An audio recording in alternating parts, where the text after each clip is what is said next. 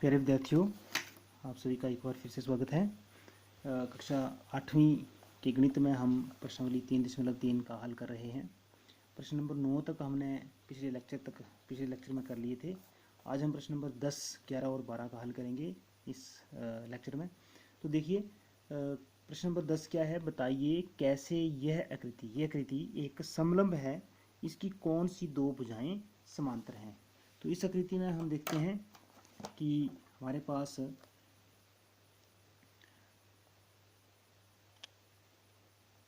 दो आसन कोण दिए हैं।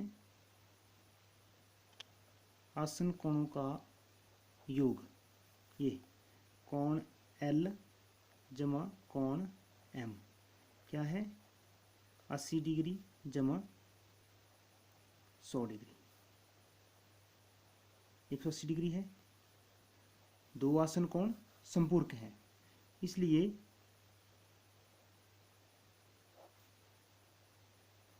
यह एक समलंब है तथा ये दो भुजाएं समांतर होंगी। तो NM भुजा, ये जो ऊपर बार लगाया है इसके ऊपर, इसका मतलब है कि NM एक रेखाखंड है, भुजा है। NM भुजा समांतर है KL भुजा के, इसके ऊपर भी भुजा लगाते हैं। ये दो भुजाएं आपस में समांतर हैं। इसी प्रकार आइए देखते हैं अगला प्रश्न है, प्रश्न नंबर 11। आकृति में कोण C की माप, मैपिंग कोण C, angle C, map angle C, तो मतलब कोण C की माप ज्ञात कीजिए यदि AB समांतर DC है। AB और DC समांतर हैं, तो इस कोण की माप हमें ज्ञात करनी है, कोण C की। ये कोण हमें B दिया हुआ है।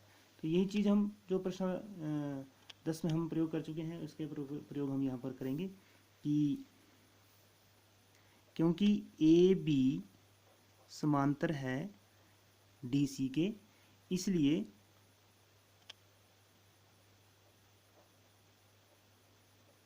आसन कोणों का योग 180 डिग्री होना चाहिए, अर्थात map of angle C plus angle B 180 degree होगा।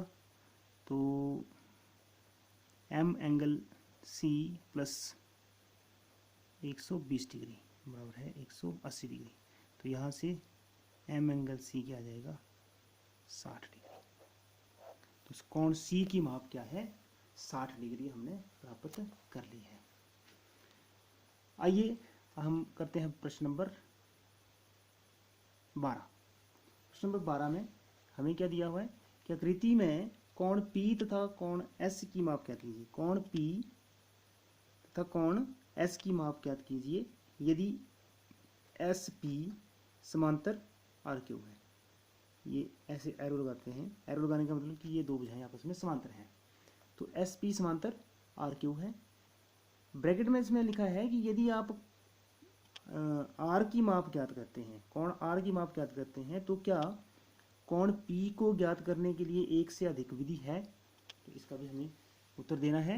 इसका पहले हम हल कर लेते हैं कि P का मान ज्ञात करना है। तो यहाँ पर देखेंगे कि SP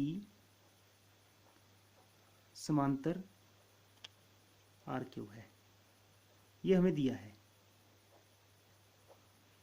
इसलिए आसन कोणों का योगफल क्या होना चाहिए, 180 डिग्री। तो ये P और Q आसन कोण है। कोण P जमा कोण Q,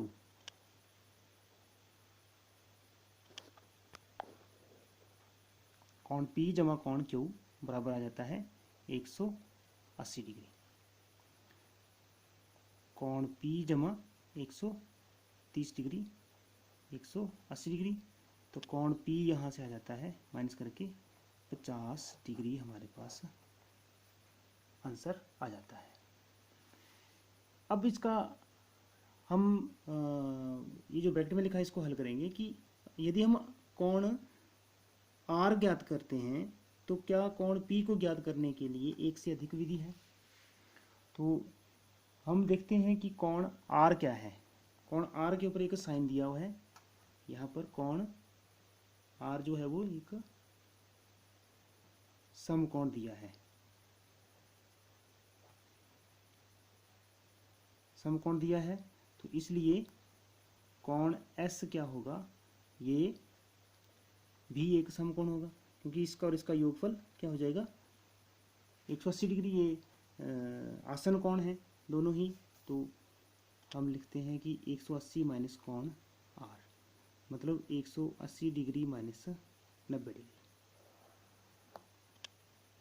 तो कोण एस हमारे पास आ जाता है 90 डिग्री, ये भी एक समकोण है। अब चतुर्भुज के कोण योग गुण से, कोण योग गुण क्या बोलेगा कि कोण P जमा कोण Q जमा कोण R जमा कोण S बराबर है 360 डिग्री। तो कोण P जमा कोण Q का मान है 130 डिग्री, R का मान है 90 डिग्री, S का मान भी 90 डिग्री है, बराबर 360 डिग्री। तो यहाँ से कोण P बराबर 360 degree minus 130 degree minus 90 degree minus 90 degree, तो फिर से हमारे पास आ जाता है कोण P 50 डिग्री। ये होगी दूसरी विधि। तो यहाँ हम लिख सकते हैं